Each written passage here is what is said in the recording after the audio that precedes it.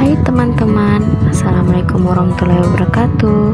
Perkenalkan, nama saya Nur Hidayah dari kelas Kimia B NIM 6050001210023. Di sini saya akan menjelaskan hadis pada masa Rasulullah SAW dan hadis pada masa sahabat dan tabi'in. Hadis pada masa Rasulullah SAW.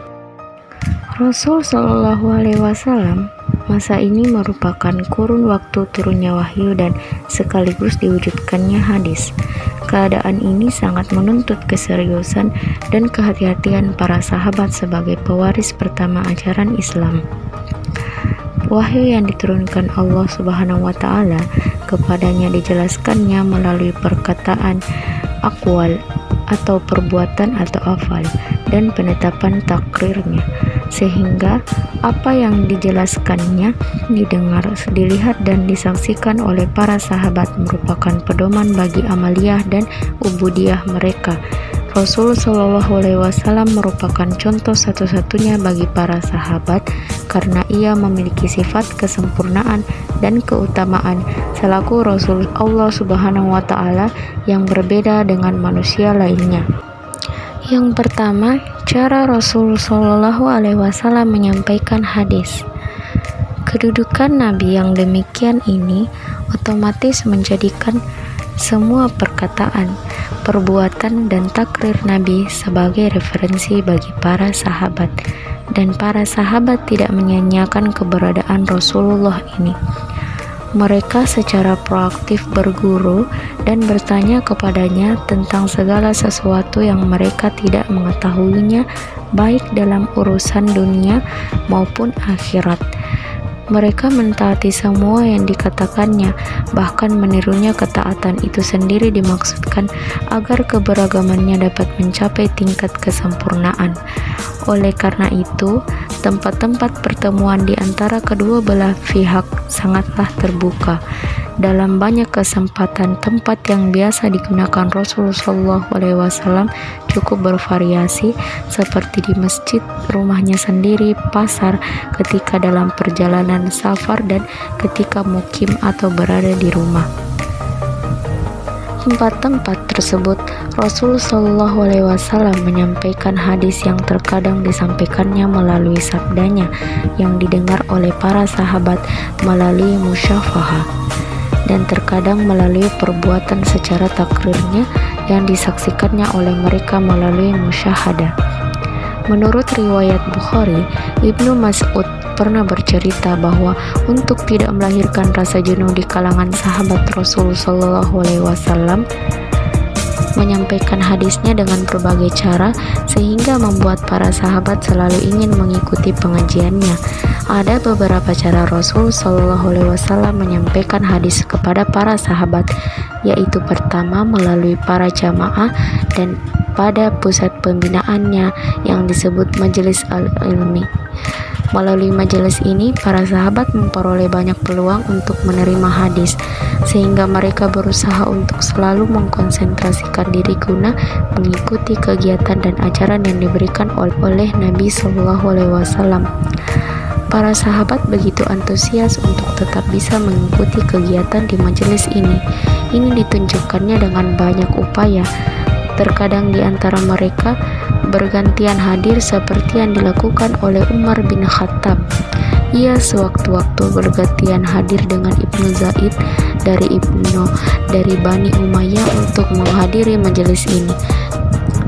Kedua, dalam banyak kesempatan Rasul Shallallahu Alaihi Wasallam juga menyampaikan hadisnya melalui para sahabat tertentu yang kemudian disampaikannya kepada orang lain. Ketiga, cara lain yang dilakukan Rasul Shallallahu Alaihi Wasallam adalah melalui ceramah atau pidato di tempat terbuka seperti ketika Haji Wada dan Futuh Makkah. Menghafal dan menulis hadis. Menghafal hadis. Segala hadis yang diterima dari Rasul Shallallahu Alaihi Wasallam oleh para sahabat diingatnya secara sungguh-sungguh dan hati-hati. Mereka sangat khawatir dengan ancaman Rasul Shallallahu Alaihi Wasallam untuk tidak terjadi kekeliruan tentang apa yang diterimanya. Sedangkan dalam menulis hadis, di balik larangan Rasul Shallallahu Alaihi Wasallam, seperti pada hadis Abu Sa'id Al-Khudri di atas, ternyata ditemukan sejumlah sahabat yang memiliki catatan-catatan dan melakukan penulisan terhadap hadis dan memiliki catatan-catatannya. Hadis pada masa sahabat. Periode kedua sejarah perkembangan hadis adalah masa sahabat, khususnya masa Khulafa Al-Rasyidin Abu Bakar, Umar bin Khattab, Utsman ibnu Affan, dan Ali ibnu Abi Thalib, yang berlangsung sekitar tahun 11 Hijriah sampai dengan 40 Hijriah. Masa ini juga disebut dengan masa sahabat besar, karena pada masa ini perhatian para sahabat masih terfokus pada pemeliharaan dan penyebaran Al-Quran, maka periwayatan hadis belum begitu berkembang dan kelihatannya berusaha membatasinya. Oleh karena itu, masa ini oleh para ulama dianggap sebagai masa yang menunjukkan adanya pembatasan periwayatan hadis pada masa sahabat, yaitu yang pertama, sahabat menjaga pesan Rasul Shallallahu Alaihi Wasallam. Pada masa menjelang akhir kerasulannya, Rasul Shallallahu Alaihi Wasallam berpesan kepada para sahabat agar berpegang teguh kepada Al-Quran dan hadis serta mengajarkannya kepada orang lain. Kedua, sahabat berhati-hati dalam meriwayatkan dan menerima hadis. Kehati-hatian dan usaha membatasi periwayatan yang dilakukan para sahabat disebabkan karena mereka khawatir terjadinya kekeliruan yang padahal mereka sadari bahwa hadis merupakan sumber tasyri' setelah Al-Quran yang harus terjaga dari kekeliruannya sebagaimana Al-Quran. Oleh karenanya, para sahabat khususnya Khulafa Ar-Rasyidin dan sahabat lainnya seperti Al-Zubair, Ibnu Abbas, dan Abu Ubaidah berusaha memperketat periwayatan dan penerimaan hadis. Abu Bakar sebagai khalifah yang pertama menunjukkan perhatiannya dalam memelihara hadis. Menurut Al-Zahabi, Abu Bakar adalah sahabat yang pertama kali menerima hadis dengan hati-hati.